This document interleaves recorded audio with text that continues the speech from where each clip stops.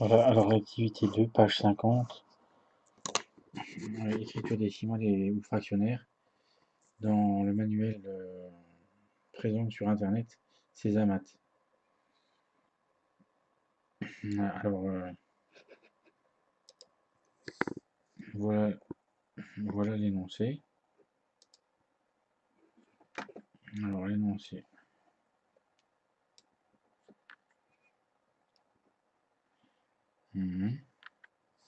Alors voilà l'énoncé que je vais agrandir un peu, voilà. Je l'approche encore un peu pour que tout puisse être visible. Alors on va avoir à remplir 1, 2, 3, 4, 5, 6 lignes d'un tableau où on indique sur le milieu du tableau les chiffres des dizaines, unités, dixièmes, centièmes, millièmes. L'écriture fractionnaire à gauche, sur la colonne de gauche du tableau, et l'écriture décimale à droite. Alors il y a une, deux, trois questions. La première question, il s'agit de d'écrire en écriture décimale 24 sur 10. Divisé par 10, c'est déplacer la virgule d'un rang vers la gauche. Donc ça fait 2,4. Alors l'écriture fractionnaire, c'est 536, l'écriture décimale, pardon, la fraction décimale, 536 sur 100. Alors, ça va faire quoi? Alors, il y a différents moyens.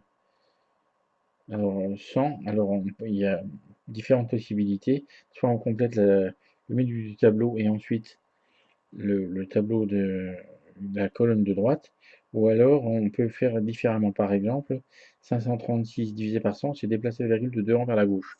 Donc ça fait 5,36 dans la colonne de droite. Une fois qu'on a complété la colonne de droite, on complète les colonnes du milieu. Alors 5, les chiffres des unités. 5, chiffre des unités. 3, le chiffre des dixièmes. 3. 6, le chiffre des centièmes. Voilà. Ensuite, avec un nombre beaucoup plus important, on peut procéder un peu de la même manière. On va donc compléter la colonne de droite d'abord, puis en déduire les lignes intermédiaires.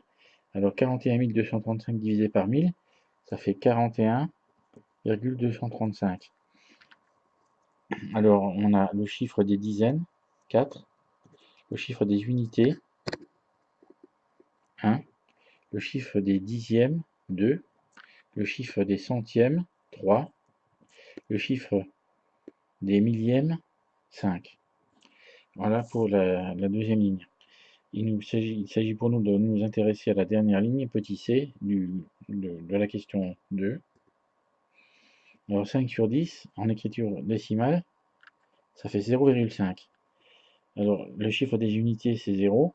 Chiffre des dixièmes, 5. Voilà. Alors, on a complété la première partie de l'exercice. Il nous reste à voir ce qui se passe en deuxième partie. Alors, question numéro 3. A, B, C. Alors, cette fois-ci, on démarre de la colonne de droite et on va essayer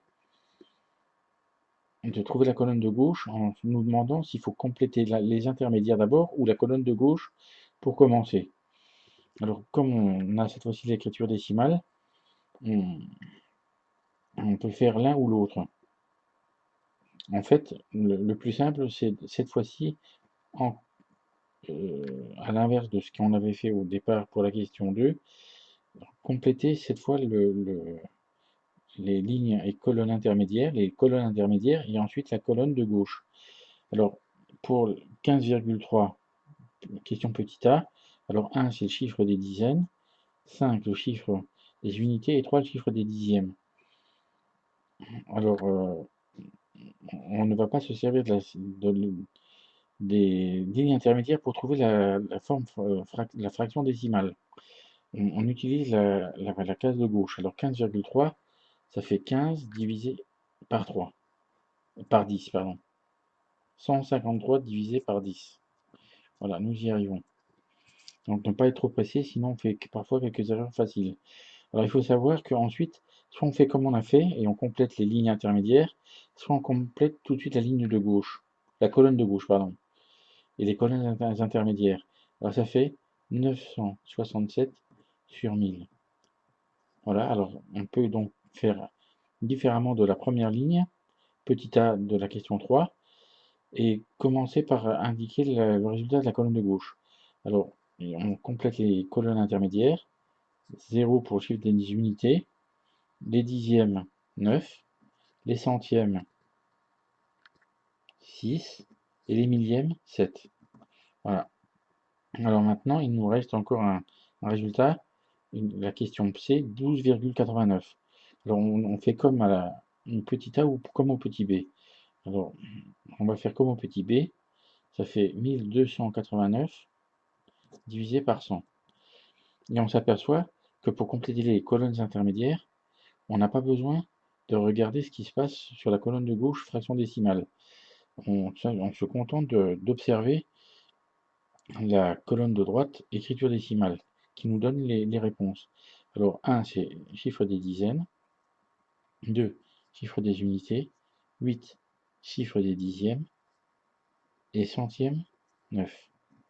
Et voilà, ce qui termine notre partie.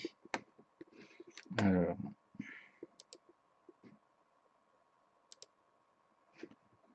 voilà. Alors, on revisionne l'énoncé. Voilà. On revient à cette partie-ci.